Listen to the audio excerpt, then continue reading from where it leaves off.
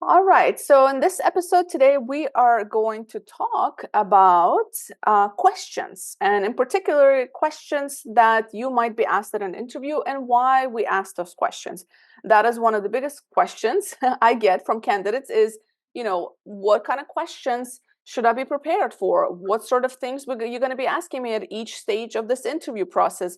At Horizon, we have about 3 stages, right? So first they speak with Manga, then they'll speak with myself, and then they'll go through some kind of tech screen. And each level has different set of questions that we'll be asking the candidate. And there's a reason why we ask those questions. There's a purpose to those questions, and there's certain things we'll look for when we ask those questions. So Manga, take us, on this journey of understanding what questions we ask. Why do we typically ask those questions? What are we looking to get out of it? Right. So as a candidate, typically you go through various rounds when you interview for a position. Most companies have more than one or two rounds, and the first one is a very basic talk with your recruiter. This is just to check your basic qualification, check if you're right fit for the position, gauge your interest in the organization, and just confirm basic qualification. So many times I have candidates go into technical details, talk about the environment, give me project examples. And I appreciate you giving me all that information, but I'm not really technically inclined to answer any of those questions or to understand them. So I strongly urge candidates to understand who you're talking to and what kind of questions are appropriate or what kind of answers are appropriate for that particular round.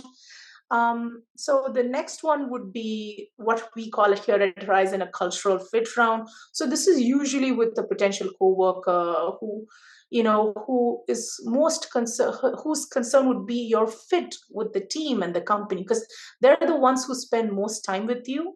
So they want to understand how you communicate, how you will work with the team.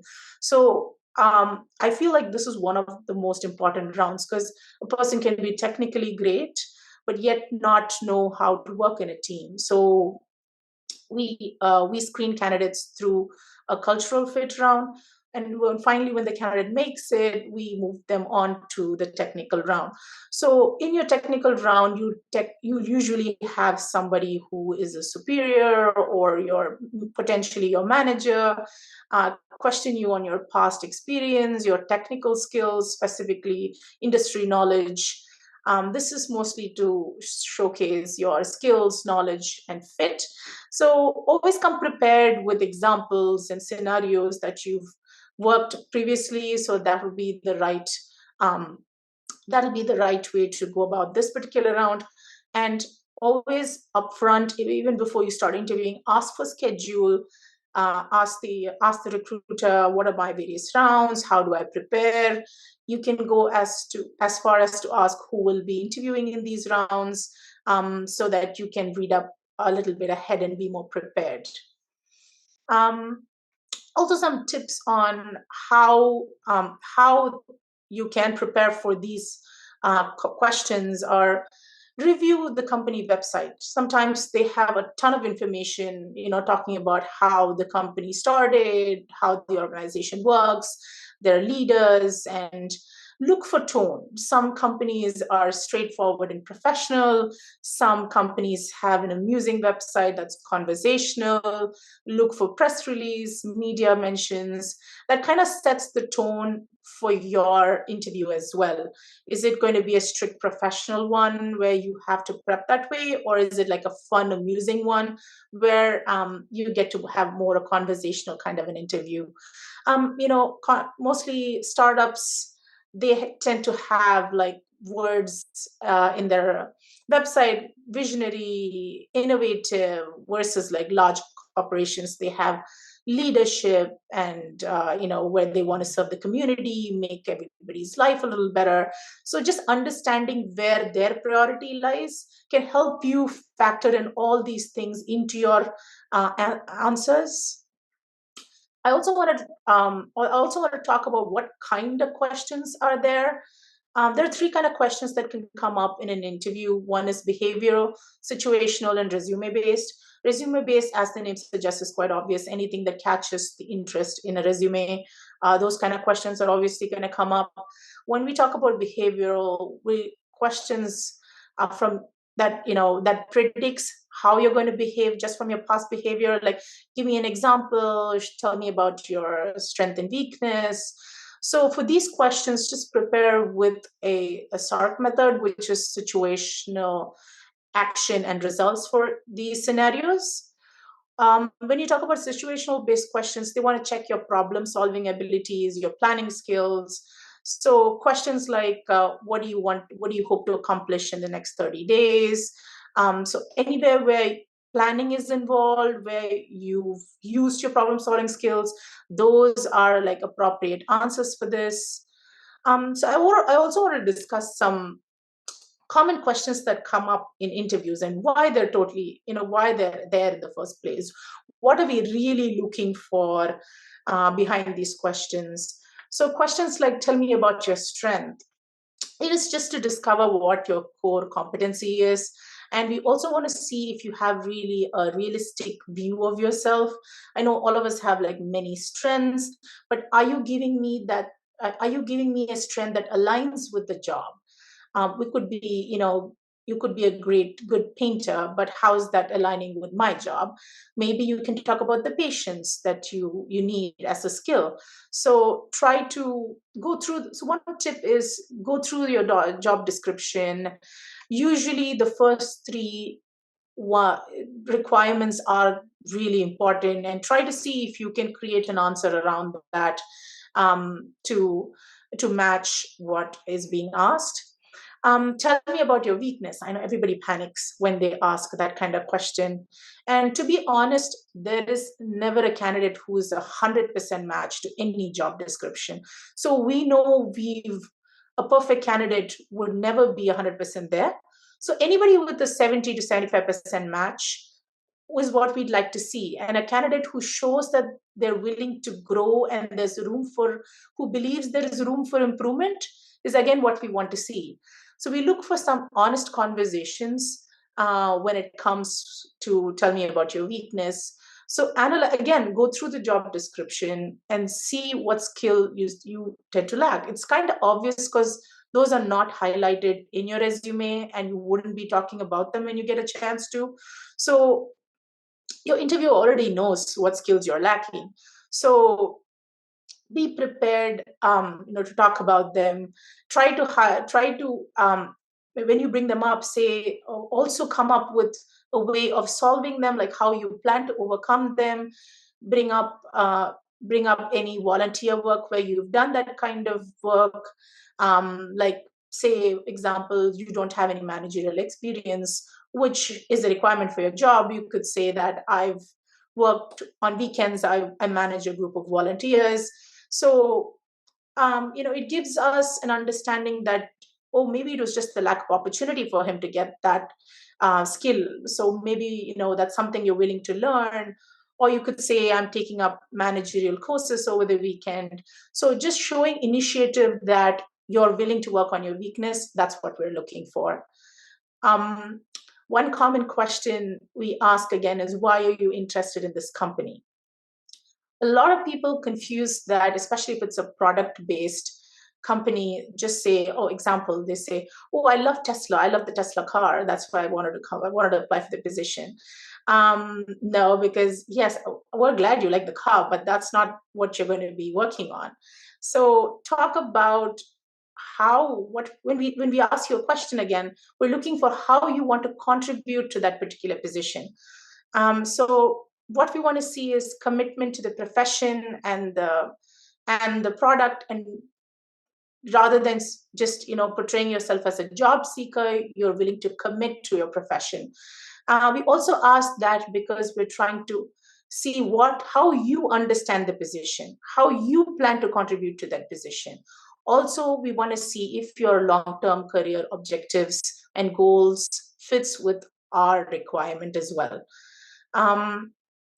Another question I keep asking the candidates, and I constantly see them panic a little bit, is why are you leaving your current company or your previous position? I feel like a lot of in a lot of cases there's a lot of negativity involved. When I ask that questions, candidates just open up and start talking bad about their managers mostly, or their company culture, or something that was just totally bad. That's not what I'm looking for. And I feel sometimes that's not really professional, especially because you're bad mouthing the company that you've worked so long in. So one of the things that you can do, even if you left at a bad situation, is still learn to tie up the answer with the current company's objective. Something like, maybe in the last position you quit because you were up for a promotion and you didn't get that, and your answer could be, well, I was looking to grow more on the managerial side, but there wasn't really an opportunity for me there. I understand that your company really has a great, you know, has a great managerial program, and I want to be part of that. So just tie up the bad experience that you have with something positive that this company can offer you, just so that you don't come off as a negative person. Um, Other questions we do ask sometimes is, how do you handle a disagreement with your boss? We all understand that disagreement is very common. It's a natural part of doing business. What we look for is, are you a collaborative kind of person, a person who can work well in a team?